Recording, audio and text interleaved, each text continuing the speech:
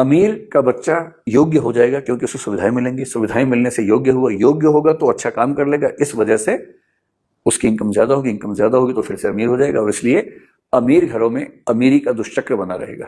वो उसको दुष्चक्र नहीं कहेंगे, वो इसको अच्छा चक्र कहेंगे, लेकिन एक सामान्य बात। अब इसका विपरीत देखिए कि एक व्यक्ति गरीब है, पुअर है, गरीब घर में पैदा हुआ है, फिर बाद में उसका एक बेटा हुआ ए नाम का।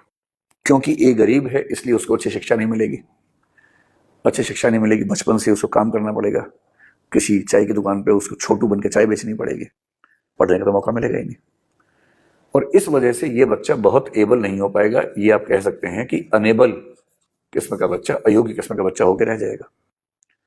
और जब ये अनेबल हो जाएगा तो सीधी सी बात है कि इसको अच्छी नौकरी मिलेगी नहीं, और इसलिए इसके इनकम का लेवल बहुत कम रहेगा। जब इनकम का लेवल कम रहेगा तो ये जिंदगी भर गरीब रहेगा, और फिर ये गरीब रहेगा, फिर इसका बच्चा वो गरीब, उसका बच्चा फिर वो गरीब होगा।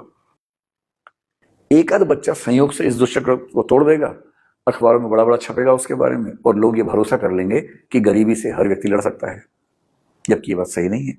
गरीबी से लाखों में, हजारों में एक आध व्यक्ति लड़ पाता है, कुछ ही व्यक्ति लड़ पाते हैं। और इसका मतलब ये हुआ कि जब आप मेरिटोक्रेसी की बात करते हैं तो आपको समझना पड़ेगा कि मेरिट आमतौर पर जन्मजात नहीं होती है, मेरिट का ज्यादा बड़ा हिस्सा माहौल से आता है। और क्योंकि समुदाय में, समाज में बराबरी नहीं है, इसलिए जो लोग बेहतर स्थिति में हैं उनकी हर पीढ़ी में योग्यता और अमीरी पैदा होती रहेगी। और मेरिटोक्रेसी के नाम पर दरअसल जो प्लूटोक्रेसी होती है, जो समाज के अमीर लोग हैं उनका शासन होता है, वो पीढ़ी दर पीढ़ी चलता रहता है, और गरीब लोगों को या पिछड़े व्यक्तियों को अयोग्य कह कहकर हर पीढ़ी में हम खारिज करते रहते हैं।